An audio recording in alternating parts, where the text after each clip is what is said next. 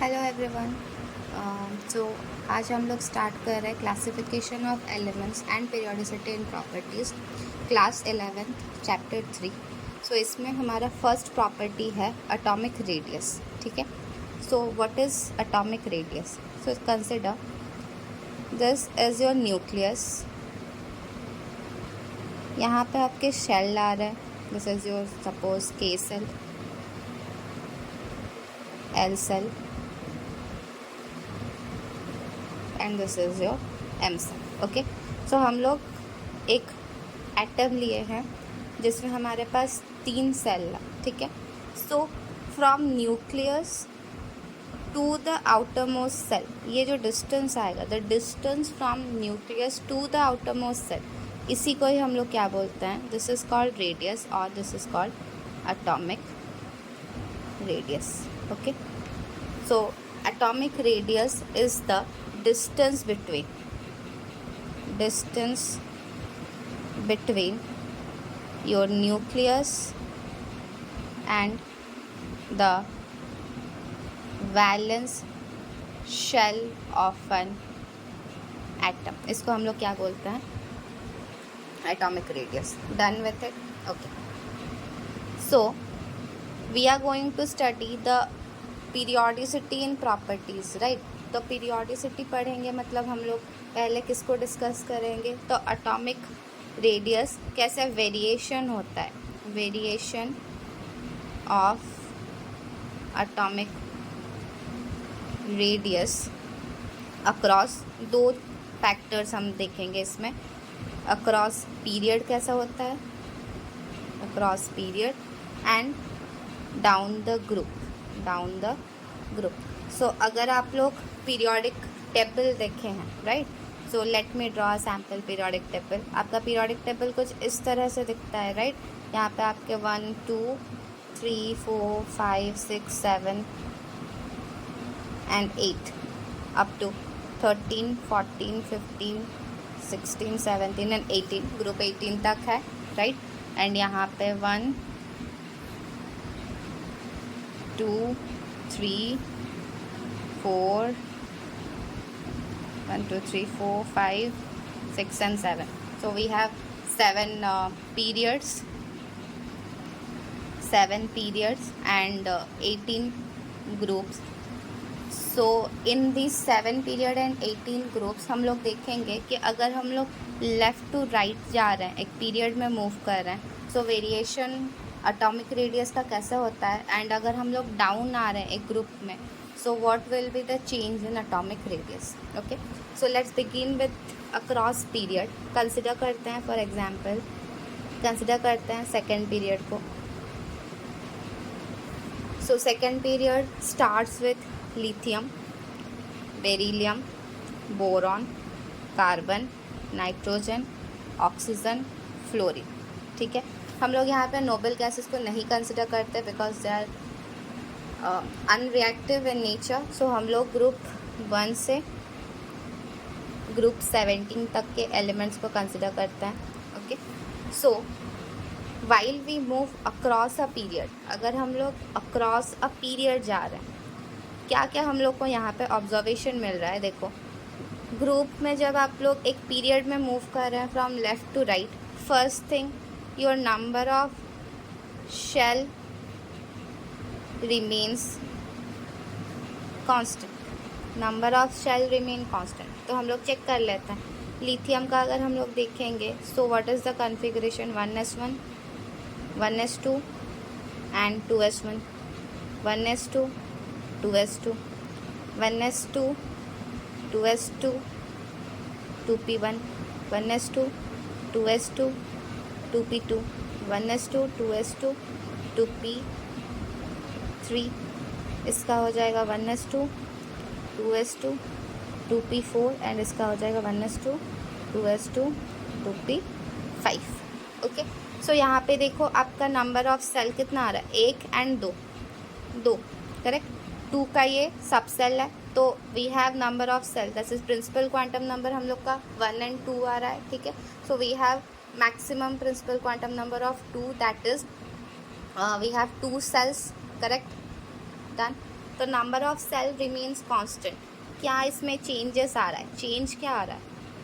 We are seeing that number of cells remain constant, but your number of electron and number of proton क्या हो रहा है? Increase कर रहा है.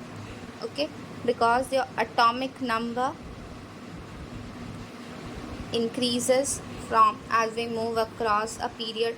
इसका एटॉमिक नंबर 3 है, ये 4 है, this is 5, 6, 7, 8 and 9. So atomic number change हो रहा है, सो उसके हिसाब से number of electron and number of proton भी क्या हो रहा है? चेंज हो रहा है, राइट. नाउ न्यूक्लियस के अंदर आपको पता होगा, so in nucleus we have neutron and proton. Nucleus के अंदर हम लोग का क्या रहता है? Neutron and proton. Neutron is chargeless and proton is positively charged. Correct. So अगर हम लोग ओवरऑल न्यूक्लियस का चार्ज देखेंगे, so neutron contributes no charge to the charge of the nucleus, while the complete charge of the nucleus comes due to the proton, right. So हम लोग बोल सकते हैं कि न्यूक्लियर चार्ज जो है it depends on the number of protons. जितना आपका प्रोटॉन बढ़ेगा उतना न्यूक्लियर चार्ज बढ़ेगा, right. So as your atomic number increases, number of proton increases, so what happens? Nuclear charge increases, right, and number of electron is also increasing. Now this is positively charged and this electrons are negatively charged, right. So there will be a force of attraction which leads to a force of attraction, right.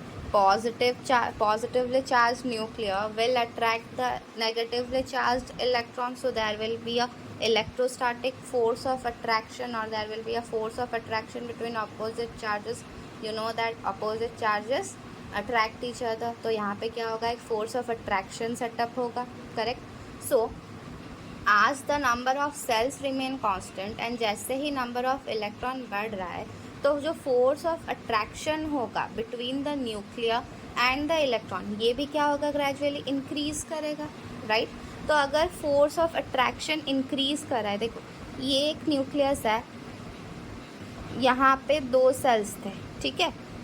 सो यहाँ पे जब आपका एक electron था तो यहाँ पे भी एक ही पॉजिटिव चार्ज था. इनके बीच का जो फोर्स ऑफ अट्रैक्शन होगा, कंसिडर करो अभी एक यहाँ पे है और यहाँ पे अभी क्या हो गया? यहाँ पे 7 पॉजिटिव चार्ज आ गए और 7 नेगेटिव चार्ज आ गए, क्लियर. तो एक जगह पे यहाँ पे अभी क्या हो जाएगा? ये फोर्स ऑफ अट्रैक्शन और बढ़ जाएगा. तो जब फोर्स ऑफ अट्रैक्शन बढ़ेगा, सो देखो your distance, nuclear distance, like we said that atomic radius is the distance between nuclear and the atomic the valence cell. so अगर यहाँ पे पॉजिटिव चार्ज इंक्रीज़ करेगा एंड यहाँ पे भी नेगेटिव चार्ज इंक्रीज़ करेगा, तो फोर्स ऑफ अट्रैक्शन बढ़ेगा. सो आज फोर्स ऑफ अट्रैक्शन जब इंक्रीज़ करेगा, तो तब बताओ मेरे को, लाइक एक एग्जांपल पकड़ो, यहाँ पे एक मैग्नेट है और यहाँ पे एक मैग्नेट है. तो जैसे ही इनके बीच का फोर्स, यहाँ पे एक नॉर्थ पोल है एंड यहाँ पे साउथ पोल है, ठीक है, मैग्नेट का. तो नॉर्थ पोल साउथ पोल को अपनी तरफ खींचेगा बिकॉज फोर्स ऑफ अट्रैक्शन है, तो एक दूसरे की तरफ ये लोग पुल करेंगे. So this distance will simultaneously gate reduced. ये डिस्टेंस क्या हो जाएगा? रिड्यूस हो जाएगा एंड ये लोग पास आ जाएंगे, correct. Similar is the case for the atom. तो अगर इनका फोर्स ऑफ अट्रैक्शन इंक्रीज़ कर रहा है, इसका मतलब क्या होगा ना, आपका न्यूक्लियस और जो वैलेंस सेल है, वैलेंस सेल जो है, suppose this is the valence shell, तो ये डिस्टेंस भी क्या होगा? अगर पहले r था तो ये डिस्टेंस अब कम हो जाएगा, राइट. ये डिस्टेंस कम हो जाएगा. सो तो इसका मतलब क्या हो जाएगा? फोर्स ऑफ अट्रैक्शन बढ़ने के वजह से the distance between nucleus and your valence shell decrease करेगा, राइट. वैलेंस सेल डिक्रीज करेगा. सो अगर ये डिस्टेंस डिक्रीज कर रहा है, इसका मतलब क्या है? इसी का ये डेफिनेशन किसका है? This is the definition of atomic radius. It means what? Atomic radius decrease कर रहा है। एंड एटॉमिक रेडियस से हम लोग क्या डिटरमाइन कर सकते हैं, क्योंकि इसी के ऊपर तो साइज़ डिक्रीज़ करेगा। अगर रेडियस कम हो जाएगा, सपोज अब ये डिस्टेंस कम हो गया, तो मतलब क्या हो गया, छोटा हो गया, एटम छोटा हो गया। It means what, atomic size also decreases, right. I hope you are clear with the variation of atomic radius across a period. ठीक है, समझ में आया होगा। तो अगर आप लोग को ये समझ में आ गया, so do like the video and comment. हम नेक्स्ट पार्ट में कवर करेंगे down the group, and I suggest you कि आप लोग फिर से इसको एक बार रिवाइज कर लीजिए, सो दैट आपको ईजी रहेगा when I explain the variation in atomic radius down the group. Thank you.